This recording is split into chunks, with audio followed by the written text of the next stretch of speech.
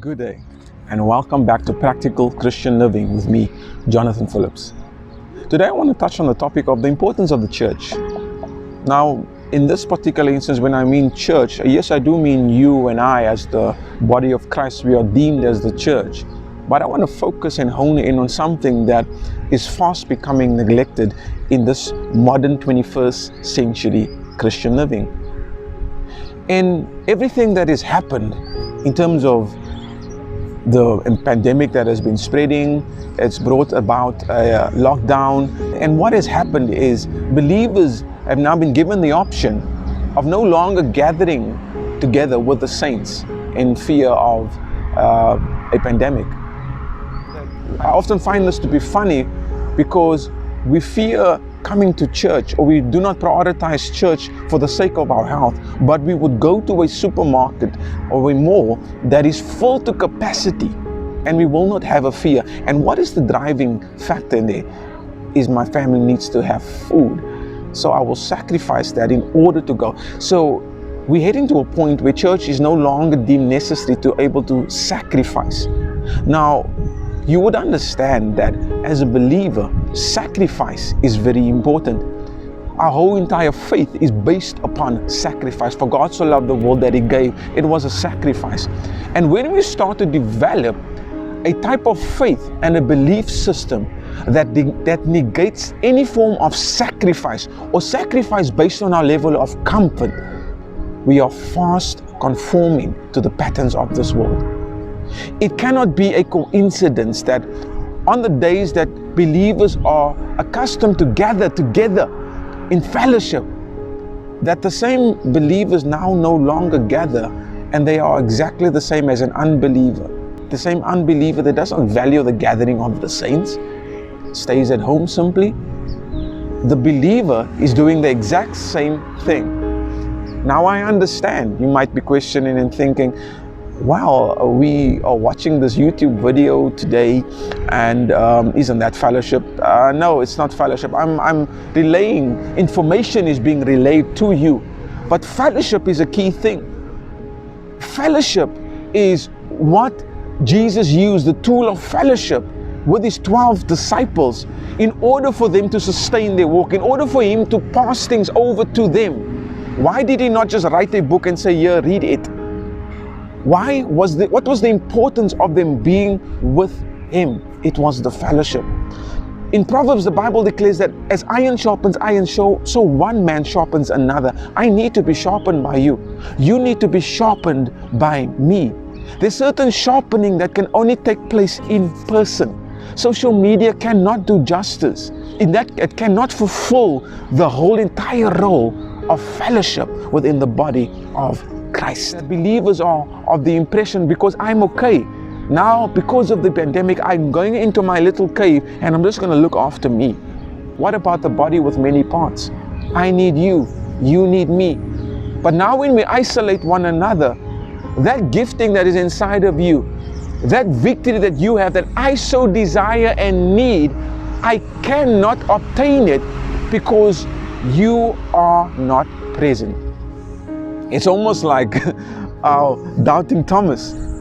The disciples encountered Jesus and they were overwhelmed with joy because of the fellowship that they had with Him after His resurrection. But Thomas came. He must have also heard that Jesus said, I'm gonna rise again. But yet when the disciples explained to Him, He was here, we saw Him. What was Thomas' reaction? I won't believe it until I place my fingers in His hands and in His side. I will not believe it. You see, there's something that cannot be translated. The disciples that were present I'm sure they tried to their utmost to explain. I'm sure Thomas would have felt the energy, felt the excitement, because can you imagine your master was dead, your rabbi was dead, now he's alive. What an excitement. I would not be able to contain myself. But yet that was not enough for him. Why?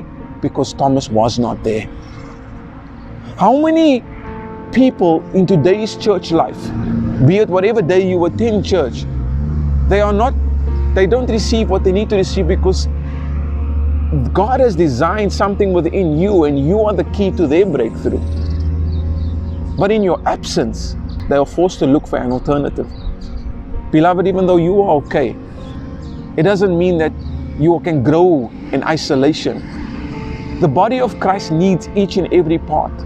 For me to have successfully been here in this position right now, I needed every part of my body. My hand could not say, I don't need the rest of you, as the Bible so rightfully puts it. The foot can't say, I don't need you. I needed all parts of my body to function and to be in unity together physically in order for me to be here and present this today. The Bible says that where there is unity, God commands His blessing. And yes, we often say, yes, spiritually, I'm united with you in heart, my brother. But I need you to be there physically for me. There's times where a message just doesn't do it. A WhatsApp just doesn't do it. A video just doesn't do it. I need somebody right by my side to tell me, pat me on the shoulder and say, it's gonna be okay. You will survive this. I hope that you hear my heart this morning as I'm trying to desperately plead with you as the church.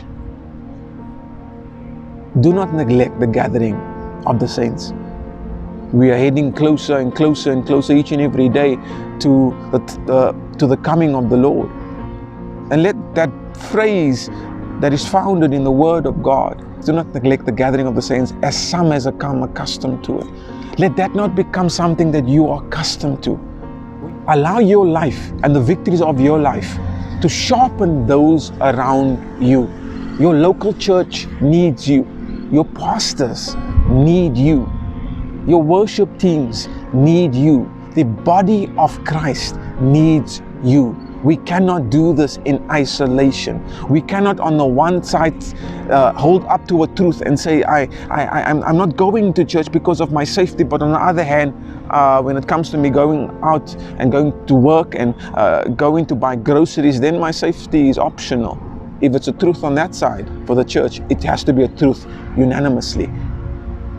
So let us not take the gaps that the enemy has created in his attempt to cripple the church. There's power in fellowship. There's power in when we gather together in one accord. Miracles takes place. Breakthroughs takes place. The presence of God is in abundance when God's children gather together in one accord and worship Him. Let us get back to the days of Acts where we gather together. Let us be faithful of our walk with God. Let us look after the body of Christ. Amen.